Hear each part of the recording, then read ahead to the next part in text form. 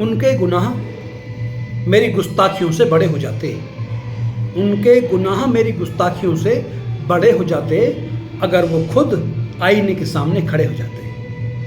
उनके गुनाह मेरी गुस्ताखियों से बड़े हो जाते अगर वो खुद आईने के सामने खड़े हो जाते और मेरी मजबूरियां भी लगती रहीं मेरे गुनाह उनको, मेरी मजबूरियां भी लगती रहीं मेरे गुनाह उनको।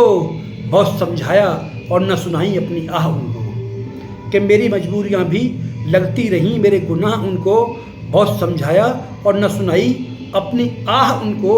सुन लेते आह तुम तो दिल के दो धड़े हो जाते, सुन लेते आह तुम तो दिल के दो धड़े हो जाते अगर वो खुद आईने के सामने खड़े हो जाते, अगर वो खुद आईने के सामने खड़े हो जाते।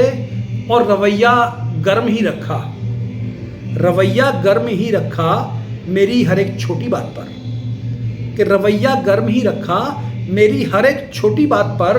कभी ध्यान तक न गया उनका मेरे जज्बात पर, कि रवैया गर्म ही रखा मेरी हर छोटी बात पर, रवैया गर्म ही रखा मेरी हर छोटी बात पर। और कभी ध्यान तक न गया उनका मेरे जज्बात पर। क्या उनके तेवर कभी इतने कड़े हो जाते, क्या उनके तेवर कभी इतने कड़े हो जाते अगर वो खुद आईने के सामने खड़े हो जाते, अगर वो खुद आईने के सामने खड़े हो जाते। मैंने खुद को बदल ही डाला जिससे वो अनजान है, मैंने खुद को बदल ही डाला जिससे वो अनजान है। उसको तो हर रोज़ याद रहता अपना एहसान है, उसको तो हर रोज़ याद रहता अपना एहसान है। क्या वो बिस्तर में इतने चैन से पड़े सो जाते, क्या वो बिस्तर में इतने चैन से पड़े सो जाते अगर वो खुद आईने के सामने खड़े हो जाते, अगर वो खुद आईने के सामने खड़े हो जाते।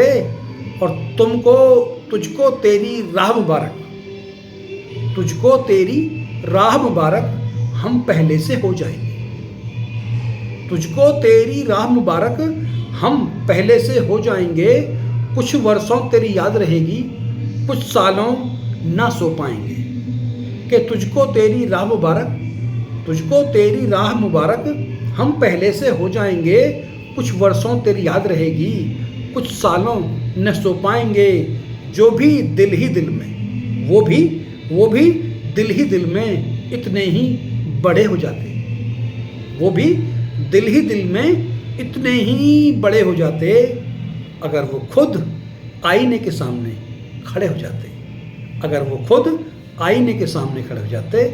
मेरी यह कविता बताती है कि यदि व्यक्ति आईने के सामने खड़ा होकर स्वयं की गलतियों को देख ले तो उससे अच्छा, उससे बेहतर इंसान कोई नहीं होता, और उसे लगता है कि दूसरी गलतियां उससे कुछ कम हैं। कविता ये सीख देती है कि हम पहले अपने आप की अपने गिरेबान में झांकें, तब जाकर के दूसरे में हम दोष निकालें, खोट निकालें, उन्हें सलाह दें।